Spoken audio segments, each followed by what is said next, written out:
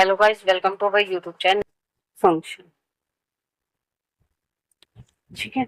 In in class 11th we already study regarding trigonometric function. हमारे पास trigonometric function क्या होते हैं ये हमने पढ़ चुके हैं हम। ये हमारे पास क्या होते हैं कि साइन एक्स कोस एक्स। ठीक है। Sine x cos x cosecant x tan x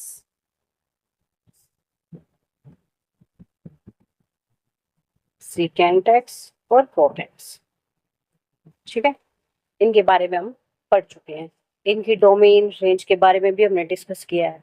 लेकिन आज हम क्या है कि firstly we discuss the regarding जो हमारे पास इनकी वैल्यूज टेबल होती है वो हम कैसे बनाते हैं वो डिस्कस करेंगे। उसके बाद सेकेंडली हम डिस्कस करेंगे क्या कि इनकी रेंज क्या होती है। ठीक है। अब ये इनके बारे में डिस्कस करेंगे। उसके बाद हम इनवर्स ट्रिग्नोमेट्रिक फंक्शन का एग्जांपल लेंगे और उसे सोल्व करेंगे। तो फर्स्टली हम आ जाते हैं कि हमारे पास जो साइन एक्स है वो हमारे पास क्या है कि साइन एक्स कोई भी फंक्शन। ठीक है।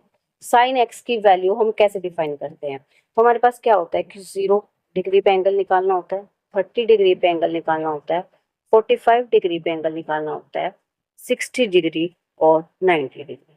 अब हम इनको निकालते कैसे हैं।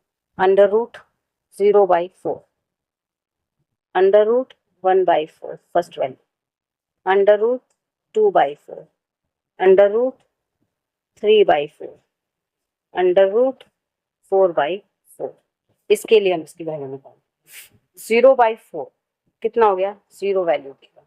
0 डिग्री पे 0 वैल्यू देगा। 1/4 तो 1 का रूट 1 और 4 का रूट 2। 2 × 4 स्क्वायर रूट 2 होता है। अब यहाँ 2 1 ज़ा 2, 2 2 ज़ा 4, तो ये हमारे पास कितना आ गया 1/√2। अब ये 3/4 तो √3 एज इट इज हो गया और जो √4 है उसका क्या होगा हमारे पास 2 हो गया और ये हमारे पास क्या आ गया 1। तो इसका हमारे पास क्या आ गया 1। तो साइन 0 डिग्री पे हमारे पास क्या वैल्यू देगा 0। ठीक है।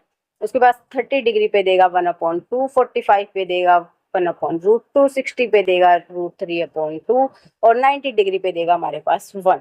अब सिमिलरली हम निकालेंगे किसके लिए, कोस एक्स के लिए। तो कोस एक्स हमारे पास क्या होता है, ये एंगल रिप्रेजेंटेशन हम अपनी सेम रखेंगे।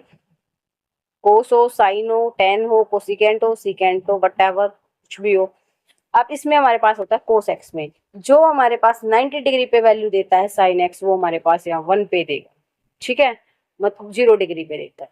अगर साइन 0 हमारे पास 0 है तो साइन 90 हमारे पास क्या होगा 0 होगा, और अगर साइन 90 हमारे पास 1 है तो कोस 0 हमारे पास क्या होगा 1 होगा।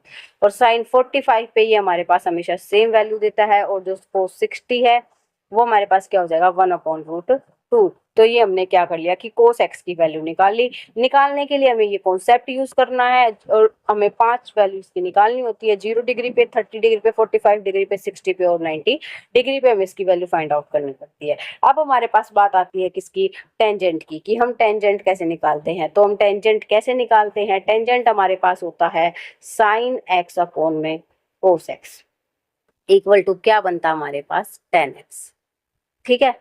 अब मैं 0 को अगर 1 से डिवाइड करती हूँ तो हमारे पास क्या आता है 0। ठीक है, ये मैं किसके लिए निकाल रही हूँ, 10 के लिए निकाल रही हूँ, 10x के लिए। और अगर मैं 1/2 को √3/2 से डिवाइड करती हूँ तो ये मेरे पास कितना आएगा 1/√3। और अगर मैं 1/√2 को 1/√2 से डिवाइड करती हूँ तो मेरे पास आएगा 1। और अगर √3/2 को 1/2 से डिवाइड करती हूँ तो ये मेरे पास वैल्यू देगा 3। और 1 को अगर मैं 0 से डिवाइड करती हूँ तो ये मेरे पास क्या आ जाएगा इन्फिनिटी। ठीक है, इन्फिनिटी नहीं बोलते हैं इसको, नॉट डिफाइन बोला जाता है, कि मतलब ये वैल्यू हम डिफाइन नहीं कर सकते, क्योंकि किसी के समथिंग में अगर 1/0 है तो वैल्यू डिफाइन नहीं होगी। अब हमारे पास क्या होता है कि जो साइन है वो हमारे पास क्या होता है कोसिकेंट का अपोजिट होता है। कोसिकेंट एक्स का मतलब 1/sin x क्या होता है हमारे पास 1/sin x is equal to cosecant होता है। ठीक है। सिमिलरली हम कोसिकेंट एक्स, सीकेंट एक्स और कोट एक्स की वैल्यू यहाँ से फाइंड आउट कर लेंगे। बात करते हैं हम इनकी रेंज की, कि साइन एक्स हमारे पास क्या आता है, कि साइन एक्स हमारे पास क्या होता है। साइन एक्स हमारे पास कोई भी एक फंक्शन डिफाइन है किस पे, साइन एक्स नहीं बोलेंगे, इसे हम बोलते हैं कि ये हमारे पास कोई भी एक साइन फंक्शन डिफाइन है। किस पे? Sine inverse. रेंज हमारे पास इसकी क्या है? -1 से 1। साइन हमारे पास क्या है? -1 to 1। तो इसकी हमारे पास डोमेन है ये, और इसकी रेंज हमारे पास क्या आएगी? -π/2 to π/2। ठीक है। सिमिलरली हम डिफाइन करेंगे कोस के लिए कि कोस इनवर्स पे हमारे पास इसकी रेंज क्या है? -1। डोमेन इसकी -1 to 1 है, लेकिन रेंज हमारी क्या होती है? 0 to π होती है, कि जो इसकी वैल्यू है वो 0 to π के बीच में एग्जिस्ट करती हैं। और जो हमारे पास साइन इनवर्स x की वैल्यू होती हैं, वही हमारे पास क्या होता है? किसकी वैल्यू होती है? कोसिकेंट की। अब हमारे पास जो कोट है, कोट इनवर्स x सिमिलरली होता है हमारे पास किसके? ये डिफाइन होता है किसी रियल फंक्शन पे, और इसकी जो इंटरवल होती है वो हमारे पास 0 से π के बीच की होती है। ठीक है। और उसके बाद हमारे पास एक फंक्शन और आता है, वो फंक्शन हमारे पास क्या है? Secant function. सीकेंट फंक्शन हमारे पास टेंजेंट फंक्शन। सीकेंट फंक्शन है, सीकेंट फंक्शन हमारे पास जिस नंबर लाइन पर रिप्रेजेंट होता है, और उसकी जो इंटरवल होती है वो क्या करता है कि जो 0 से π है उसमें से हम क्या करते हैं? π/2 को माइनस कर देते हैं। तो ये हमारे पास क्या आ जाती है? इसकी रेंज आ जाती है कि इसकी वैल्यू 0 से π के बीच में आएगी, लेकिन π/2 नहीं होगी। और जो हमारे पास 10 की वैल्यू आती है वो -π/2 से 10 की वैल्यू भी बिल्कुल सेम होती है, बस इसकी रेंज है वो हमारे पास क्या आती है? रियल नंबर पर रिप्रेजेंट होती है। ठीक है। अब इसके बाद हम डिस्कस करते हैं, एक क्वेश्चन है, find the principal value of. Principal value find करनी है, प्रिंसिपल वैल्यू निकालनी है। किसकी? साइन इनवर्स 1/√2 की। ठीक है। अब हम कर लेते हैं late sine inverse x, sine inverse x हमारे पास किसके इक्वल है? y की इक्वल है। और यहाँ x की वैल्यू कितनी है हमारे पास? 1/√2 है। ये हमारे पास किसके इक्वल हो जाएगा? y के इक्वल हो जाएगा। तो अगर मैं साइन को इस तरफ लेके जाती हूँ तो ये मेरे पास क्या हो जाएगा? साइन x बन जाएगा। साइन इनवर्स अगर राइट हैंड साइड जाएगा तो ये साइन फंक्शन बन जाएगा। तो 1/√2 is equal to sine y। ठीक है। अब हमारे पास 1/√2 की वैल्यू किस एंगल पे होती है? यहाँ से हम क्या करेंगे? साइन की वैल्यू निकाल लेंगे, पर ये हमारे पास होती किस नंबर पे है? अब हम ये देखते हैं।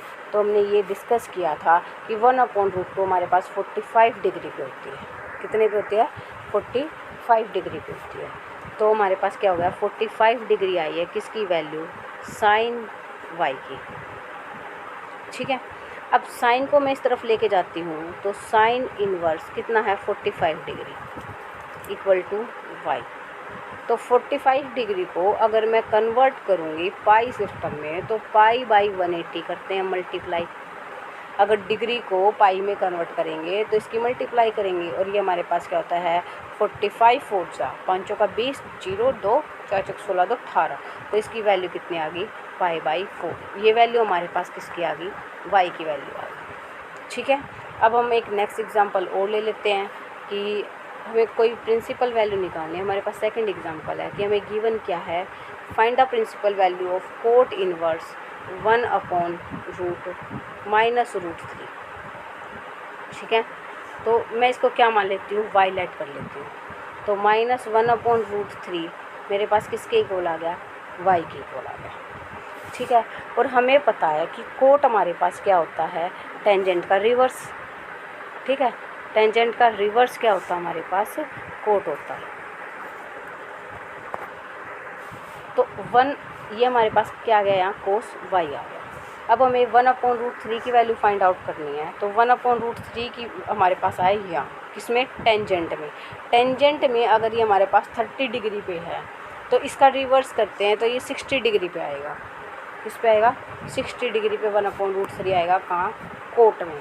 तो ये हमसे हमारे पास कितना आ गया? माइनस, ये तो है ही तो यहाँ पे मैं 60 डिग्री लिखूँगी, और 60 डिग्री को अगर मैं कन्वर्ट करती हूँ पाई में, तो 1 पाई अपॉन में 180 डिग्री इज इक्वल टू कितना आ गया, कोस वाई। तो ये कितना हो गया हमारे पास, -π/3, सॉरी कोट है ये, ठीक है। तो ये हमारे पास क्या आ गया, -π/3। तो जो ये हमारे पास -π/3 है, ये हमारे पास किसकी वैल्यू आई है, कोट वाई की। लेकिन हमें जो पता है कि जो कोट वाई की रेंज है वो हमारे पास क्या होती है, 0 से पाई के बीच में होती है, लेकिन ये तो क्या है, -π/3 है।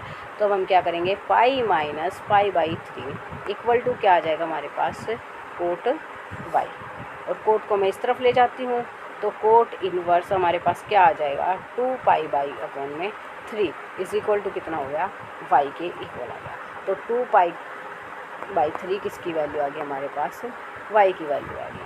क्योंकि इसको माइनस करेंगे तो ये कितना हो जाएगा, अगर इसको हम माइनस करते हैं तो 3π माइनस में पाई अपॉन में कितना हो गया, 3। तो ये कितना हो गया, 2π/3। Thank you guys, please like and subscribe my channel for more videos.